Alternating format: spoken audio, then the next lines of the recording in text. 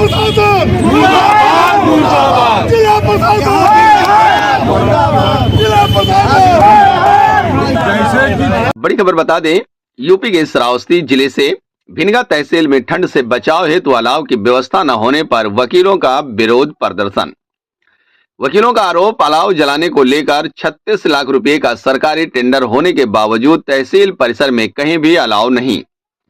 आरोप है कि अधिकारियों के आवासों पर अलाव जलाया जा रहा है, जबकि सार्वजनिक स्थानों की अनदेखी की जा रही है। आक्रोशित वकीलों ने सड़क जाम कर जिला प्रशासन के खिलाफ की नारेबाजी। प्रदर्शन के चलते यातायात प्रभावित, मौके पर अफरा तफरी। सूचना पर जिला प्रशासन के आलाधिकारी मौके पर पहुंचे। वकीलों ने चेतावनी दी, मांगे पूरी न होने पर अनिश्चितकालीन धरना व स्ट्राइक करेंगे। जिला प्रशासन मुर्दाबाद, अध्यक्ष जी संघर्ष करो, अध्यक्ष जी संघर्ष करो। ईओ नगर पंचायत भिनगा मुर्दाबाद, ईओ नगर पंचायत भिनगा मुर्दाबाद, कोतवाल मुर्दाबाद, जिला प्रशासन मुर्दाबाद। सड़क जाम किया है, क्या है मामला? देखिए, इस समय शीतलहर से पूरा उत्तर प्रदेश प्रभावित है और ये बुद्ध की तपोस्थली श्रावस्ती, जहाँ से भगवान बुद्ध ने पूरी दुनिया को मानवता का संदेश दिया था, वो धरती का जो जिलाधिकारी हमारा इस समय वर्तमान में बहुत अच्छा जिलाधिकारी बताया जाता था, लेकिन मैंने अभी 5 दिन पहले जिलाधिकारी को साधु संतों को कुछ सामान बांटते हुए देखा था, तो हमने तुरंत टिप्पणी किया था कि पीड़ित मानवता शीतलहर में परेशान है। जिलाधिकारी महोदय, कम से कम आप उन पीड़ित लोगों को गर्म कपड़ा उपलब्ध कराइए, उनको कमरा बंटवाइए। कमरा बांटा जा रहा है, वो अपने आदमियों को बांटा जा रहा है। पीड़ित मानवता जो गरीबों गांव में रहने वाले लोग हैं, उनको कमरा नहीं मिल रहा है।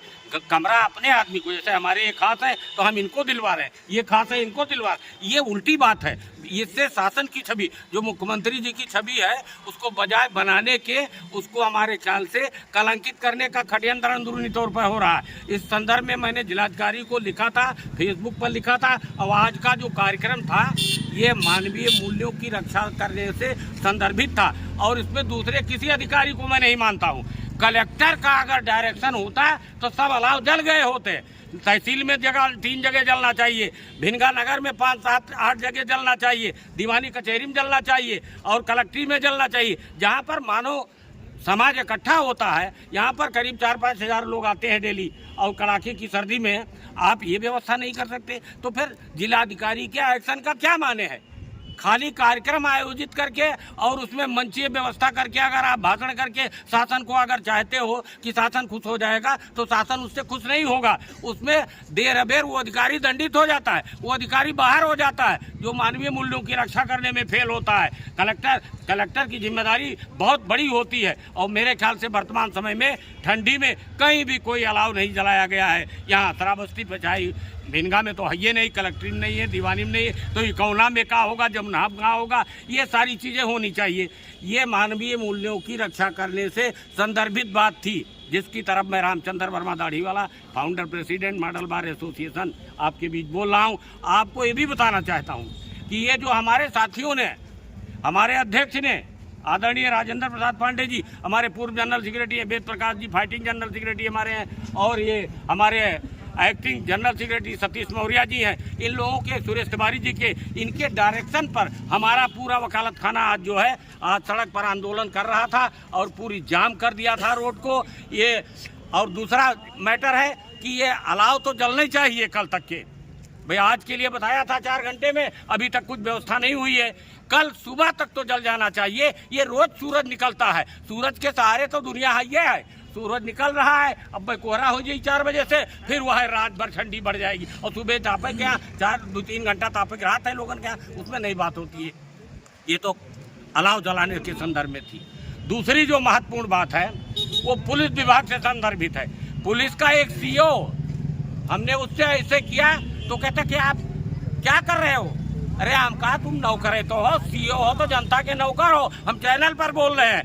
कि जिस पर रामचंद्र वर्मा दाढ़ी वाला, चाहे कलेक्टर, चाहे एसपी, चाहे जो भी है, जिस पर लेखनी चलाया हूँ, वो धरती पर रुकने को नहीं पाया है और ना रुकने पाएगा। मैं मानवता की बात कर रहा हूँ, मैं अपने बप्पा के कल्याण की बात नहीं करता हूँ, अपने परिवार की बात नहीं। हमारा पूरा परिवार जो यहाँ खड़ा दिखाई दे रहा है वही मेरा परिवार है, तो उसके कल्याण की बात से संदर्भ आपकी जिम्मेदारी है, आपको देखना चाहिए। Supreme court of India, chief justice of India, वहाँ का जो गवई हमारा चीफ जस्टिस ऑफ इंडिया था, रिटायर हो गया। वर्तमान में सूर्यकांत जी हैं, ब्राह्मण बिरादरी के, शर्मा बिरादरी के तमाम हल्ला है वो बोल रहे हैं आधी रात में गरीबों की पीड़ा को सुनने के लिए मैं सुप्रीम कोर्ट खोल कर बैठ जाऊंगा। अरे पुलिस वालों, शर्म खाओ, भाटी को बदनाम ना करो।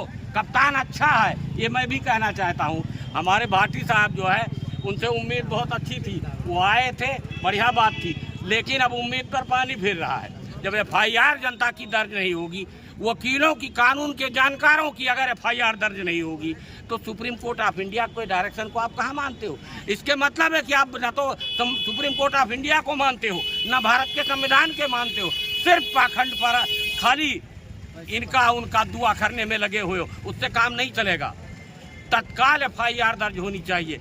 आधी रात को अदालत लगाने का मतलब क्या हो गया कि तुरंत सुनवाई करो? यही तो हुई कि हम तुरंत सुनवाई करेंगे। तो यहाँ से भाटी साहब को चाहिए कि अपनी पुलिस को शराबस्ती की पावन भूमि पर सावधान करे कि वो मानवता को कलंकित न करे, और पीड़ित लोग जो भी पहुँचे, गंभीर लोग जो है, गंभीर घटना में एफआईआर तत्काल दर्ज होनी चाहिए। और मैं समझता हूँ आप लोगों ने धरना प्रदर्शन किया है, हड़ताल किया है, क्या है पूरा मामला? मामला पूरा ये है कि पहला मामला तो ये है कि इस शीतलहरी में हमारी जो तराई क्षेत्र इतना गरीब इलाका है और यहाँ की जनता प्रतिदिन कचहरी आती है। कल्याणकारी सरकार है, कल्याणकारी योजनाओं के तहत और शासन प्रशासन की जिम्मेदारी है कि अलाव की समुचित व्यवस्था हो।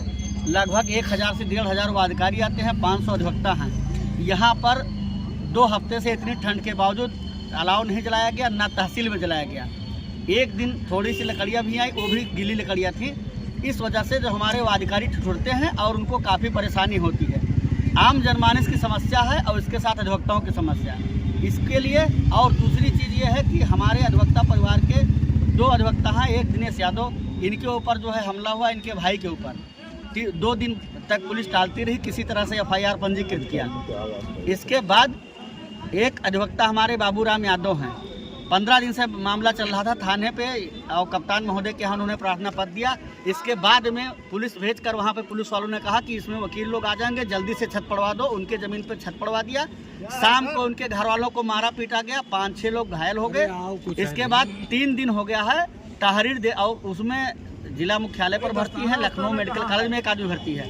3 दिन होने के बावजूद अभी तक एफआईआर पंजीकृत नहीं किया गया है, क्योंकि जो है एसएचओ द्वारा जो है दूसरी पार्टी से पैसे लेकर और उनको जो है छूट दे रखा है कि हम मुकदमा नहीं दर्ज करेंगे, चाहे जो ये लोग करेंगे। तो अगर हमारा अधिवक्ता न्याय नहीं पाएगा, हम जनता को कैसे न्याय दिलाएंगे? जब पानी सर से ऊपर जा रहा है सारी समस्या, इन समस्याओं को लेकर हम लोगों ने कल जो है सोशल मीडिया के माध्यम से और सबको सूचित किया अधिवक्ताओं को, और आज रोड पर प्रदर्शन करके इसके बाद एसडीएम साहब आए, सीओ साहब आए, हम लोगों ने ज्ञापन दिया है। इन समस्याओं के त्वरित निदान के लिए कहा गया है। अगर हमारी समस्याओं का निदान नहीं हुआ तो हम अधिवक्ता जितने हमारे साथी हैं आगे से इससे भी प्रभावी रणनीति अपनाकर माननीय मुख्यमंत्री महोदय तक के अपनी बात पहुंचाएंगे, चाहे हम लोग की टीम यहाँ से वहाँ जाना पड़े।